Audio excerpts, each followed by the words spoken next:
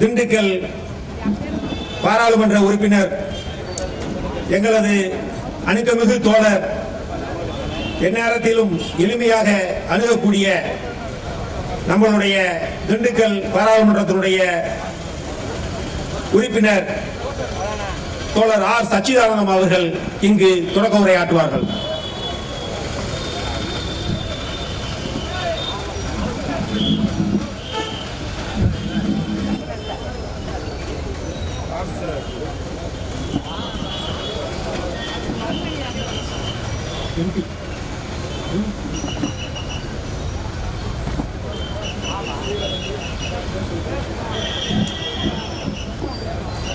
தமிழ்நாட்டிலேயே அதிக ஓட்டு வாங்கிய வெற்றி வீரர் பாராளுமன்ற உறுப்பினர் நம் அன்பிற்கும் பண்பிற்கும் பாசத்திற்கும் உரிய 24 நேரமும் தொடர்புகளுக்குள்ளே இருக்கக்கூடிய மரியாதைக்குரிய சச்சிதானந்தம் அவர்களுக்கு எங்களுடைய ஆற்றல் மிக்க செயல் வீரர் அண்ணன் வீராபணி அவர்கள் சிறப்பான செய்வார்கள்.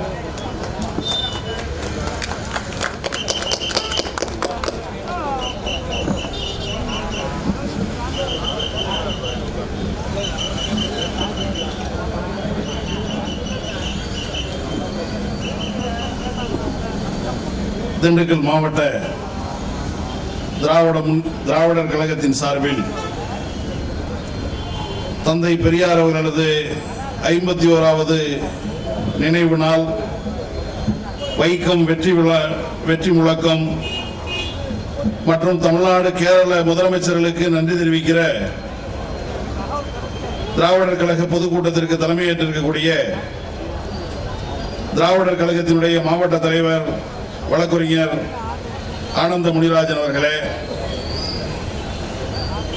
வரவேற்புரையாற்றி இருக்கக்கூடிய திராவிடர் கழகத்தினுடைய மாவட்ட செயலாளர் மரியாதைக்குரிய அன்பு சகோதரர் கருணாநிதி அவர்களே, இங்கே துவக்க உரை நிகழ்த்த இருக்கிற திராவிட முன்னேற்ற கழகத்தினுடைய திண்டுக்கல் கிழக்கு மாவட்டத்தினுடைய செயலாளரும் பழனி தொகுதியினுடைய சட்டப்பேரவை உறுப்பினருமான மரியாதைக்குரிய அன்பு சகோதரர் ஐ.பி. செந்தில்குமார் அவர்களே, இங்கு சிறப்புரை நிகழ்த்துவதற்காக இங்கே வருகின்றிருக்கக்கூடிய நம்முடைய திராவிடர் கழகத்தினுடைய துணை பொதுச் செயலாளர், தொலைக்காட்சி விவாதங்களில் எல்லாம்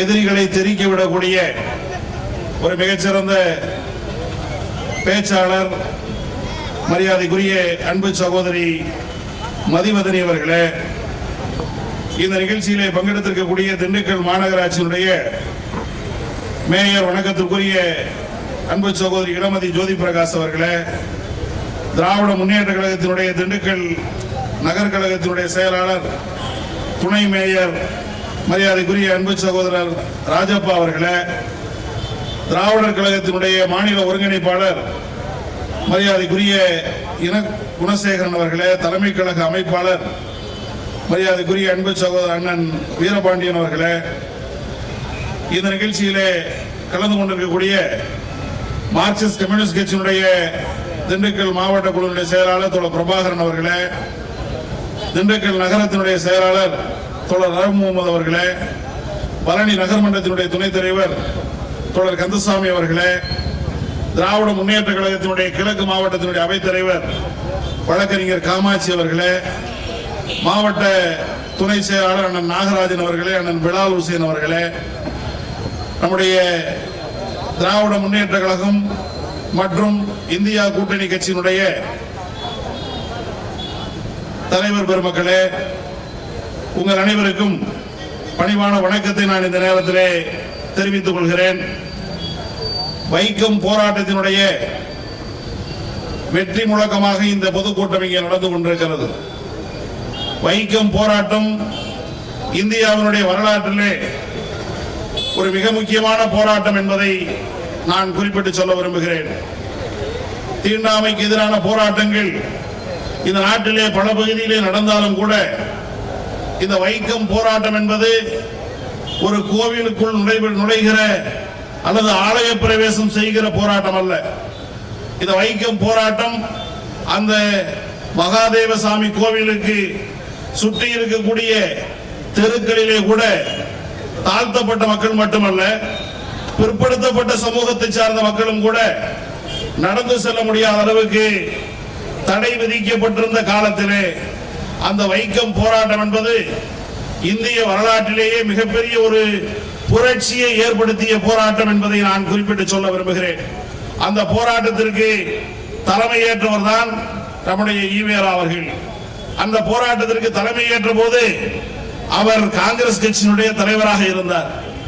ஆகவே இந்த வைக்கம் போராட்டம் என்பது அனைத்து தரப்பு மக்களையும் பங்கேற்க வைத்த ஒரு போராட்டம். இந்தியாவினுடைய சுதந்திர போராட்டத்தில் அனைத்து பகுதி மக்களையும் இணைப்பதற்கு மகாத்மா காந்தி அவர்கள் முயற்சி எடுக்கிற போது அதிலே இன்றைக்கு சமூக ரீதியில் ஒடுக்கப்பட்டிருக்கக்கூடிய மக்களை எல்லாம் இந்த சுதந்திர போராட்டத்தில் ஈடுபடுத்த வேண்டும் என்பதற்காக இந்திய நாடு முழுவதும் முன்னெடுத்த ஹரிஜன சேவா இயக்கம் போன்ற இயக்கத்தினுடைய ஒரு வெளிப்பாடு தான் இந்த வைக்கம் போராட்டம் என்பதை நான் இந்த நேரத்திலே குறிப்பிட்டு சொல்ல விரும்புகிறேன். திருவிதாங்கூர் சமஸ்தானத்திலே 1865 ஆண்டே இதை பொதுப்பாதையாக பயன்படுத்தலாம் என்று சட்டம் இயற்றப்பட்டும் கூட இந்த சட்டத்தை அமல்படுத்துவதற்கு 60 ஆண்டு கால போராட்டத்தை அங்கே நடத்த வேண்டியிருந்தது. 60 ஆண்டு கால போராட்டத்துக்கு பிறகுதான் இந்த பாதை என்பது பொதுமக்களுடைய பயன்பாட்டுக்காக திறந்து விடப்பட்டிருக்கிறது என்று சொன்னால், இந்த நாட்டிலே மிகச்சிறப்பான சட்டங்கள் இருந்தாலும் கூட, அந்த மிக சிறப்பான சட்டங்கள் இயற்றப்பட்டாலும் கூட, இந்த சட்டம் தன்னுடைய சட்டம் என்ற நிலையிலிருந்து அது மாறி நடைமுறைக்கு வர வேண்டும் என்று சொன்னால், அந்த சட்டத்தினுடைய பலன்களை எல்லாம் மக்கள் அனுபவிக்க வேண்டும் என்று சொன்னால், அதற்கு ஒரு வெகுஜன தலையீடு, பொதுமக்களுடைய தலையீடு தேவைப்படுகிறது.